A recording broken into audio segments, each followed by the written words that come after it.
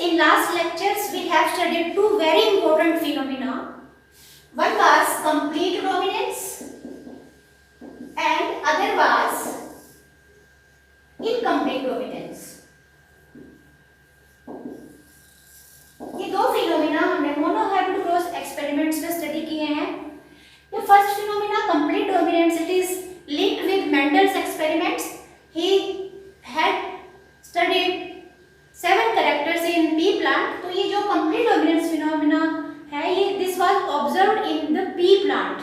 And what was this complete dominance? कि इसमें जब heterozygous case है, means if a pair of factor is having two different forms of alleles, यहाँ पे आप देख रहे हो एक कैपिटल T है और एक स्मॉल t है, दो डिसिमिलर फॉर्म्स हैं उस फैक्टर की या एलील्स दो अलग अलग तरह की है, तो इस हेटेरोजाइगस केस में सिर्फ एक ही एलील अपने आप को एक्सप्रेस करती है. मतलब अगर इसकी हाइट की बात करें या हाइट कैसी आएगी, तो हम पढ़ चुके हैं कि सभी प्रोजेनिस टॉल नेचर की हैं because this factor for tallness is expressing it completely. It is hiding the effect of this dwarf character T, जिसकी वजह से ड्वार्फ फीचर आना चाहिए वो यहाँ पर नहीं आता है. T is unable to express itself because of presence of this capital T. So this is complete dominance in which one allele is able to completely hide the effect of other allele, or you can say one allele is completely expressing itself in presence of its dissimilar form. ये तो था complete dominance जो P plant में note किया गया था. लेकिन हमने एक और एग्जांपल मोनोहाइब्रिड क्रॉस का स्टडी किया था, that was in other plant Snapdragon और एंटीराइनम प्लांट, जिसको आप डॉग फ्लावर के नाम से भी जानते हैं. उसमें हमने ये स्टडी किया था कि अगर हेटेरोजाइगस कंडीशन है, जैसे अगर रेड और व्हाइट फ्लावर वाले पेरेंट्स के बीच में क्रॉसिंग करवाते हैं तो उनकी जो प्रोजेनी जो उन दोनों की हाइब्रिड आती है, उस हाइब्रिड में ना तो कैपिटल R जो कि रेड कलर के लिए एलील है और ना ही स्मॉल r अपने आप को पूरी तरह से एक्सप्रेस कर सकती है. यहाँ पर बिल्कुल इससे हटकर रिजल्ट आया था.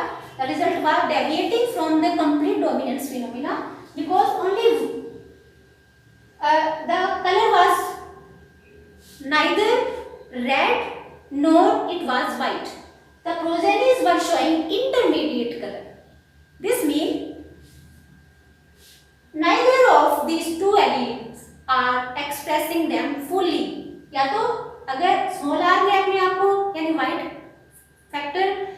कलर के फैक्टर ने अपने आप को पूरी तरह से एक्सप्रेस करना था तो व्हाइट फ्लावर्स आने चाहिए थे या फिर रेड कलर के फ्लावर्स आने चाहिए थे. लेकिन क्योंकि इंटरमीडिएट कलर आया, इसका मतलब ना तो रेड कलर वाला फैक्टर पूरी तरह से एक्सप्रेस कर रहा है और ना ही जो व्हाइट कलर वाला फैक्टर है वो अपने आप को पूरी तरीके से एक्सप्रेस करता है. इसीलिए जो कलर आता है वो इंटरमीडिएट कलर आता है, पिंक कलर आता है. When neither of the allele in a dissimilar pair of factor are able to express them fully, that condition is known as incomplete dominance. तो ये दो फिनोमेना हम पढ़ चुके हैं.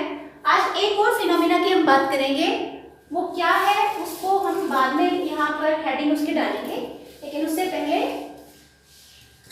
एक शुरू से एक छोटी सी इंट्रोडक्शन हम दे देते हैं.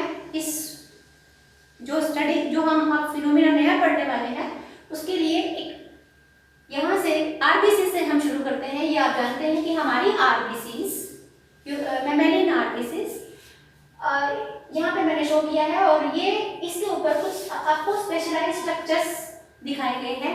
These are actually presenting the antigens. Antigens surface proteins को कहा जाता है and these are glycoproteins in nature. So these are the antigens present over the RBCs. और ये जो ब्लैक कलर की लाइनिंग है ये प्लाज्मा मेम्ब्रेन को रिप्रेजेंट करती है जिसके साथ ये एंटीजेंस अटैच होते हैं. Now these antigens are of two types in human beings. Human beings में ये दो तरह के एंटीजेंस हैं. अब हम इन्हें बार बार एंटीजेंस ना बोले इसके लिए हम कोई एक नाम दे देते हैं. We can assign a particular symbol to them. तो as I am saying there are two types of antigens.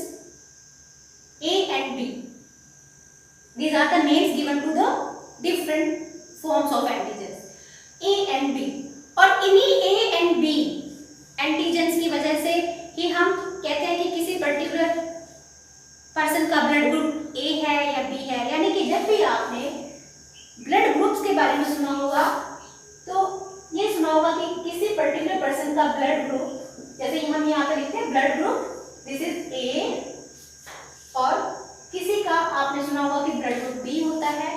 लेकिन हमारे ही पॉपुलेशन में कुछ ऐसे भी ऐसे भी पर्सन होते हैं जिनका ब्लड ग्रुप ओ होता है। So we have ABO type of blood group system. अब ये ए बी ब्लड ग्रुप या ओ ब्लड ग्रुप का मतलब क्या है? क्यों हम किसी पर्टिकुलर पर्सन के ब्लड ग्रुप को ए कहते हैं, बी कहते हैं या ओ कहते हैं, और ये एक्सप्रेशन किस वजह से आता है, ये हम स्टडी कर रहे हैं। तो यहाँ पे मैंने लिखा ब्लड ग्रुप, और ये देखिए these blood groups are actually associated with these two types of antigens। अगर किसी पर्सन में उसके जो ब्लड की जो सेल्स हैं यानी आरबीसीज हैं उनमें ए टाइप का अगर एंटीजन है तो ऐसे पर्सन का ब्लड ग्रुप ए कहा जाता है। किसी दूसरे पर्सन में अगर ब्लड ग्रुप उसका बी बी टाइप का एंटीजन है तब हम उसको बी ब्लड ग्रुप कहते हैं। और कुछ ऐसे भी इंडिविजुअल्स होते हैं जिनका ब्लड ग्रुप ओ होता है। तो अब जिनका ब्लड ग्रुप ओ होता है उनमें ना तो ए और ना ही बी कोई भी एंटीजन नहीं पाया जाता। और एक और ब्लड ग्रुप आपने सुना है A B. So these are 4 type of blood groups. A blood group system का मतलब है कि एंटीजन, यहाँ पे हम एंटीजन लिख देते हैं, they have antigen A type. B blood group का मतलब है they have antigen B type. O blood group में ना तो ए है और ना ही बी है, तो इसलिए हम यहाँ पर डैश लगा देते हैं, यानी दे डोंट हैव ए और B type of antigens. What about this A B type of blood group? A B type of blood group में दोनों ही एंटीजन्स पाए जाते हैं। Their RBCs possess both A type of antigen and B type of antigen. तो ये बात तो आपको क्लियर हो गई होगी कि ये सरफेस प्रोटीन्स हैं जिनको आप एंटीजन्स कहते हैं। इन सरफेस प्रोटीन्स को हमने सिर्फ एक नाम दिया है, ए दे दिया, बी दे दिया नाम, और इन ए और बी नाम देने के बाद हमने हमारे ब्लड ग्रुप्स जैसे ए बी ओ या ए बी हमारे ब्लड ग्रुप्स आ जाते हैं। ये किस वजह से कहा जाते हैं कि हमारे अंदर एंटीजन कौन से टाइप का है। ए टाइप का एंटीजन है तो आप ए ब्लड ग्रुप कहेंगे, बी टाइप का एंटीजन है तो आप बी ब्लड ग्रुप कहेंगे। अगर इन दोनों में से कोई भी एंटीजन नहीं है तो आप इसे ओ ब्लड ग्रुप कहेंगे।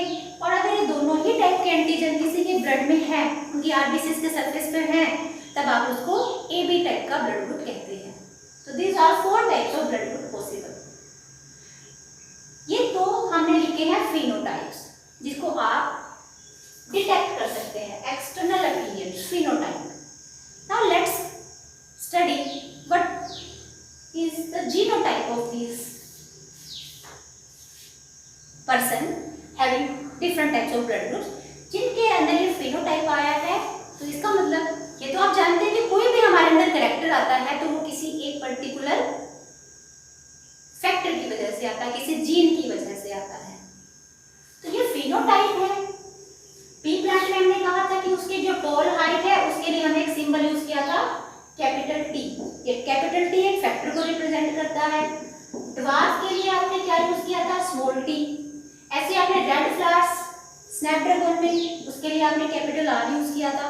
तो क्योंकि ये भी एंटीजन्स हैं, ये एक्सप्रेशंस हैं, तो इनके लिए भी हमें एक एस, इसका मतलब ये आपको याद रखना है कि ये एंटीजन्स या ये फिनोटाइप भी किसी एक पर्टिकुलर फैक्टर की वजह से आता है। कोई जीन है हमारे अंदर, कोई फैक्टर है ऐसा जिसकी वजह से हमारे ए या बी नाम के एंटीजन्स का प्रोडक्शन होता है। इसके लिए हम एक सिंबल का यूज करने वाले हैं। वी हैव ए जीन और फैक्टर नोन एज आई। यहाँ पे आपने आर टी स्मॉल टी इस तरह से सिंबल यूज किया थे जो प्लांट्स में थे।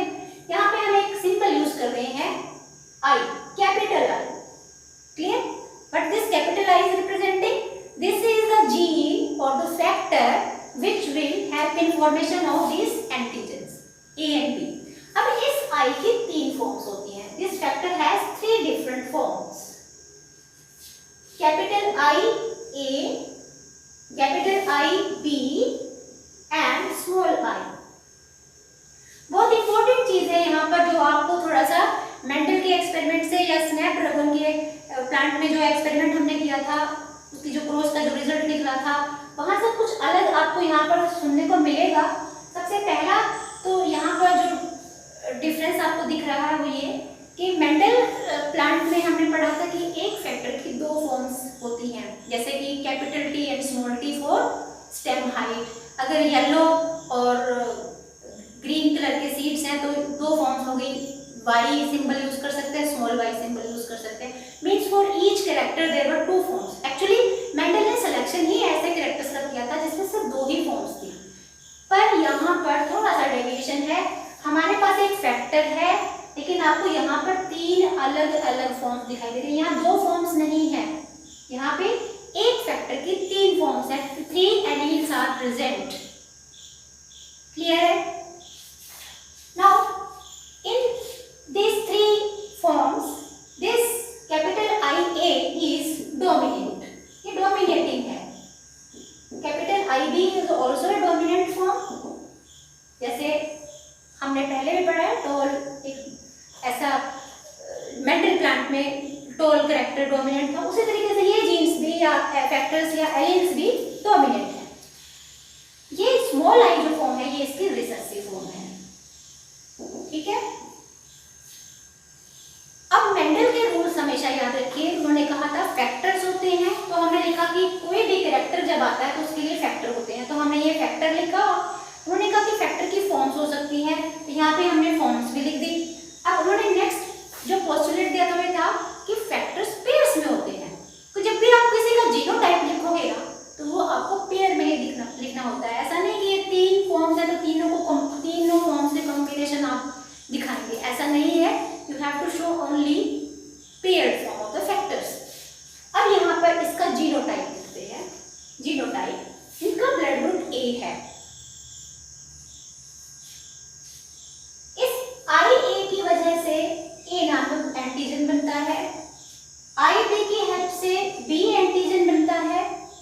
B antigen is result of IB gene, and this small I is not going to code for any type of antigen। Small I से कोई भी एंटीजन नहीं बन रहा है। ठीक है, तो IA से this gene is or this factor will code for A antigen, IB will code for the B antigen, small I will code for nothing। कोई भी ना A और ना ही B कोई भी एंटीजन ये कोड नहीं करती। तो अब इन तीनों टाइप की एलील्स का कॉम्बिनेशन हमें यहाँ पे लिखना है। देखिए, जिनका ब्लड ग्रुप A है इसका मतलब उनके अंदर कौन सा टाइप का एंटीजन है? A टाइप का एंटीजन है, और A टाइप का एंटीजन इस जीन की वजह से आता है। तो यहाँ पर IA इसका जीनोटाइप A के लिए हमने लिख दी IA। और द सेकंड फैक्टर, क्योंकि हमें पेयर में लिखना है तो ये दूसरा फैक्टर सेम हम लिख सकते हैं। In this form it can code for this A antigen. ध्यान से देखिए, बिल्कुल वैसा ही केस है जैसे आपने कैपिटल टी लिखा था, मतलब this is homozygous case. Symbols अलग हो गए हैं लेकिन होमोजाइगस फॉर्म ही है, जैसे आपने मेंडल के पी प्लांट में स्टडी किया था। ठीक है, तो ये IA ओके। लेकिन आप याद कीजिए कि एक और फॉर्म पॉसिबल है, हेटेरोजाइगस फॉर्म। तो यहाँ पर हम एक और इसकी हेटेरोजाइगस फॉर्म लिख सकते हैं, IA and small I। Why I am taking this small I? क्योंकि ये रिसेसिव है, तो चाहे वो होमोजाइगस कंडीशन हो चाहे वो हेटेरोजाइगस कंडीशन हो, उस पर्सन का ब्लड ग्रुप A ही आएगा क्योंकि उसके पास A टाइप के एंटीजन्स बनते हैं। Now next come to this phenotype. यहाँ पे हम IB नाम की जो जीन है इसको यहाँ लिखेंगे, show it in pair form IB homozygous IB, तो ये B ब्लड ग्रुप बनाएगी। ऐसे ही इसका हेटेरोजाइगस फॉर्म भी पॉसिबल होता है, IB small I। Clear? Next is about this O का मतलब कोई भी ब्लड ग्रुप, कोई भी एंटीजन नहीं बन रहा है, neither it is having A nor it is having B type of antigen. तो यहाँ पर इस I स्मॉल I की जो हम बात कर रहे थे, इस जिनका ब्लड ग्रुप O होता है उनमें जीनोटाइप स्मॉल I होगा। मतलब अगर इनमें से कैपिटल IA कैपिटल IB कोई भी एक एलील अगर होती है तो A या B टाइप टाइप का एंटीजन बनना पक्का है, कंफर्म है। लेकिन अगर ये नहीं है, जैसे सिर्फ ये वाली केस है, होमोजाइगस केस है, तो यहाँ पर इसमें कोई एंटीजन नहीं बनेगा and this will give us O blood, O type of blood group. ये तीनों एग्जांपल्स अगर आप देखें तो क्या ये आपको मेंडल्स के एक्सपेरिमेंट से मैच करते दिखते हैं? ये मेंडल के एक्सपेरिमेंटल जो रिजल्ट्स थे उनसे बिल्कुल मैच करते हैं, उनकी इंटरप्रिटेशन से मैच करते हैं कि जैसे ये कैपिटल आई ए और capital I A homozygous form में ये एक्सप्रेस कर रही है, फैक्टर्स हैं, पेयर्स में है। यहाँ पर जो ब्लड ग्रुप इसका ए आता है इस जीनोटाइप में, क्योंकि ये डोमिनेट कर रही है। ये दोनों एग्जांपल्स कंप्लीट डोमिनेंस के हैं। Capital I A is completely dominating over small I, capital I B is completely dominating over small I. तो हेटेरोजाइगस कंडीशंस में, हेटेरोजाइगस मतलब I A small I B small I, ये heterozygous condition में इनका blood group यहाँ ए आएगा, यहाँ B आएगा, क्योंकि ये पूरी तरीके से इस स्मॉल आई के इफेक्ट को हाइड कर रही है। So when small i is going to express, small i तभी एक्सप्रेस करेगी जब वो होमोजाइगस होगी, जब इसके साथ कोई भी कैपिटल आई ए या आई बी नाम की जीन नहीं होगी। और यहाँ पर वो अपना एक्सप्रेशन देती है। एक्सप्रेशन क्या है कि वो कोई भी एंटीजन को कोड नहीं करेगी, एंटीजन कोड नहीं होते और हमारे पास ओ टाइप का ब्लड ग्रुप है। तो जिनका ब्लड ग्रुप ओ है, सिर्फ ये इंडिकेट करता है कि उनके आरबीसीज के सरफेस पर ना तो ए टाइप का एंटीजन है ना ही बी टाइप का एंटीजन है। क्लियर? तो ये तीन जीनोटाइप्स आपको क्लियर हो गए होंगे। लेकिन अब जरा इस जीनोटाइप की बात करते हैं। ये फिनोटाइप है, ए बी टाइप का फिनोटाइप, और हमने कहा जिनका ब्लड ग्रुप ए बी होता है, इसका मतलब उनके आरबीसीज के सरफेस पे दोनों टाइप के एंटीजन्स बनते हैं, A B, A and B. यहाँ पे ए कोमा बी दोनों ही टाइप के एंटीजन्स होते हैं, इसलिए इनके ब्लड ग्रुप को हम ए बी कहते हैं। Now what can be their genotype? Their genotype is I A I B. यहाँ पर ये बहुत अलग केस आपको दिखाई दे रहा है, जब दोनों डोमिनेंट एलील्स एक साथ हैं, तो आप देख रहे हैं कि ब्लड ग्रुप ए भी आता है। ऐसा नहीं है कि capital I A is hiding the effect of capital I B, ये इसके इफेक्ट को हाइड नहीं करती है, इस पर डोमिनेट नहीं कर रही है, और ना ही capital I B is hiding the effect of this allele. इन दोनों में से कोई भी एलील एक दूसरे के एक्सप्रेशन को हाइड नहीं होने देती है, and they are expressing themselves fully, एकदम से पूरी तरीके से अपने आप को एक्सप्रेस कर रहे हैं। ऐसा नहीं है इनकम्प्लीट डोमिनेंस वाला कोई यहाँ पर केस नहीं है जिसमें इंटरमीडिएट सा कोई फिनोटाइप आता है। यहाँ पूरी तरीके से ये दोनों एलील्स अपने आप को एक्सप्रेस करती हैं। अगर ये दोनों साथ हैं तो बीच का इंटरमीडिएट कलर नहीं आता है, सॉरी इंटरमीडिएट कोई एंटीजन नहीं बनता है या कोई फिनोटाइप नहीं आता है, और ना ही कुछ ऐसा नहीं है जैसे कंप्लीट डोमिनेंस में नोट किया गया था कि कोई एक ही अपने आप को एक्सप्रेस करता है। So this is a very unique thing here that we have noticed. This phenomena is known as complete dominance, जो हम पढ़ने वाले हैं या जिसको हमने यहाँ पे लिखना है complete, sorry codominance. This is codominance. Co means together, साथ, dominance एक्सप्रेशन करना। तो यहाँ पर क्या है कि दोनों ही एलील्स एक साथ अपने आप को completely एक्सप्रेस करती हैं। The phenomena is codominance and we can define it like codominance is the phenomena in which both the dissimilar forms of alleles they are able to express them fully. In heterozygous condition, when both the alleles are able to express themselves fully, means they are not dominating over each other. They are expressing themselves independently and they are giving their full expression. Such phenomena is known as codominance. And this codominance is illustrated by ABO blood group system of human beings. तो हमारे पास blood group 4 type के हैं, ये हमारा phenotype है। Blood groups का होने का मतलब है कि हमारे पास कौन से टाइप के एंटीजेंस हैं। एंटीजेंस क्यों आते हैं? क्योंकि हमारे पास खास टाइप के उनको एक्सप्रेस करने वाले फैक्टर्स होते हैं। एक फैक्टर आई नाम का फैक्टर, जिसकी 3 फॉर्म्स पॉसिबल हैं, IA, IB एंड स्मॉल आई, जिनमें से कैपिटल IA, कैपिटल IB दोनों डोमिनेटिंग फॉर्म्स हैं। किस पर डोमिनेट कर रही है? स्मॉल आई के ऊपर। लेकिन जब ये दोनों एलील साथ साथ आती हैं तो इन दोनों में से कोई भी एक दूसरे को अफेक्ट नहीं करता है, दोनों अपना अपना एक्सप्रेशन देती हैं। This is exact representation of codominance phenomena. ये जो एग्जांपल है यहाँ वाले ए, बी और ओ वाले ब्लड ग्रुप के जो सिस्टम के, ये कोडोमिनेंस पे फिट नहीं होते, क्योंकि यहाँ तो देखिए ये डोमिनेट कर रही है स्मॉल आई के ऊपर, यहाँ पे IB स्मॉल आई पर डोमिनेट कर रही है, तो ये तो कंप्लीट डोमिनेंस के एग्जांपल्स हैं अगर ये की बात है। लेकिन ये जो पॉइंट है यहाँ पर AB ब्लड ग्रुप जिनका होता है, they are representing the codominance phenomena. Okay, अब इसी कोडोमिनेंस के साथ साथ एक और इम्पोर्टेंट टॉपिक जो आपको याद रखना है, अभी आपसे कहा गया था कि हम कितनी एलील्स की बात कर रहे हैं, ह्यूमन बींग्स में ब्लड ग्रुप को कोड करने वाली कितनी एलील्स हैं, एक जीन की कितनी फॉर्म्स हैं।